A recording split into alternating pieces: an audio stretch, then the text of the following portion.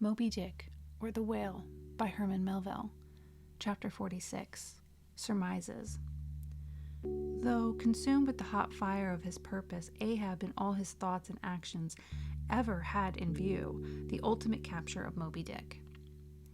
Though he seemed ready to sacrifice all mortal interests in that one passion, nevertheless it may have been that he was by nature and long habituation far too wedded to a fiery whaleman's ways altogether to abandon the collateral prosecution of the voyage. Or at least, if this were otherwise, there were not wanting other motives much more influential with him. It would be refining too much, perhaps, even considering his monomania, to hint that his vindictiveness towards the white whale might have possibly extended itself in some degree to all sperm whales, and that the more monsters he slew, by so much the more, he multiplied the chances that each subsequently encountered whale would prove to be the hated one he hunted. But if such a hypothesis be indeed exceptionable, there were still additional considerations which, though not so strictly according with the wildness of his ruling passion, yet were by no means incapable of swaying him. To accomplish his objective, Ahab must use tools, and of all tools used in the shadow of the moon, men are most apt to get out of order. He knew, for example, that however magnetic his ascendancy in such respects was over Starbuck, yet that ascendancy did not cover the complete spiritual man any more than mere corporal superiority involves intellectual mastership. For to the purely spiritual, the intellectual but stands in a sort of corporal relation. Starbuck's body and Starbuck's coerced will were Ahab's, so long as Ahab kept his magnet at Starbuck's brain. Still he knew that for all the chief mate in his soul abhorred his captain's quest, and could he, would joyfully disintegrate himself from it, or even frustrate it. It might be that a long interval would elapse ere the white whale was seen. During that long interval Starbuck would ever be apt to fall into open relapses of rebellion against his captain's leadership, unless some ordinary, prudential, circumstantial influences were brought to bear upon him. Not only that, but the subtle insanity of Ahab's respecting Moby-Dick no ways more significantly manifested than in his superlative sense and shrewdness in foreseeing that, for the present, the hunt should in some way be stripped of that strange imaginative impiousness which naturally invested it. That the full terror of the voyage must be kept withdrawn into the obscure background, for few men's courage is proof against protracted meditation unrelieved by action. That when they stood their long night watches, his officers and men must have some nearer thing to think of that Moby-Dick.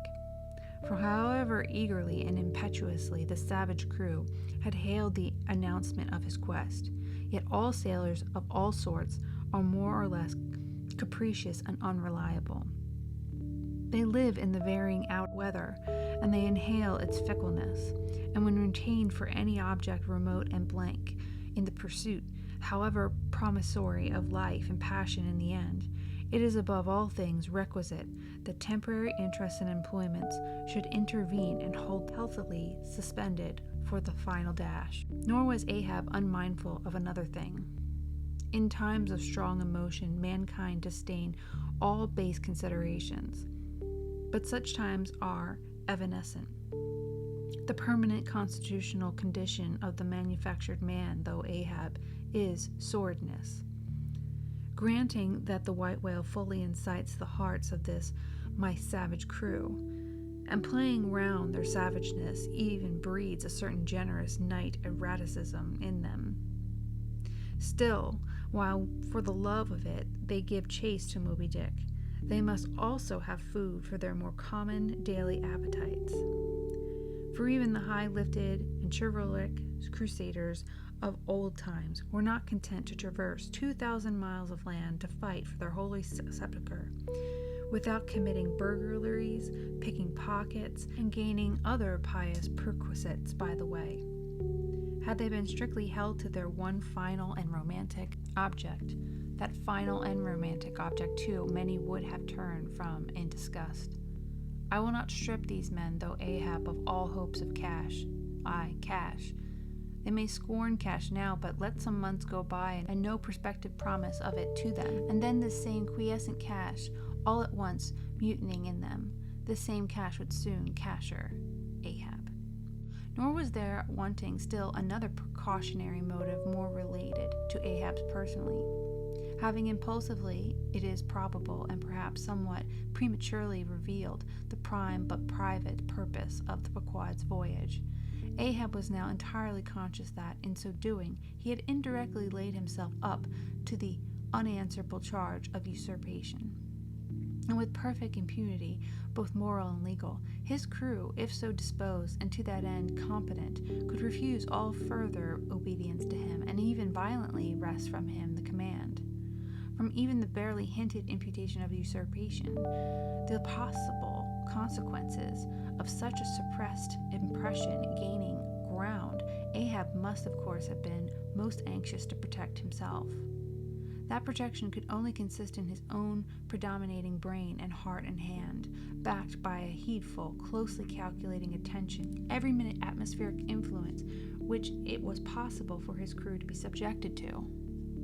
For all these reasons, then, the others perhaps too analytic to be verbally developed here, Ahab plainly saw that he must still in good degree continue true to the natural, nominal purpose of the Pequod's voyage, observe all customary usages, and not only that, but force himself to evince all his well-known passionate interest in the general pursuit of his profession. Be all this as it may, his voice was now oft heard hailing the three mastheads and admonishing them to keep a bright lookout and not omit reporting even a porpoise. This vigilance was not long without reward.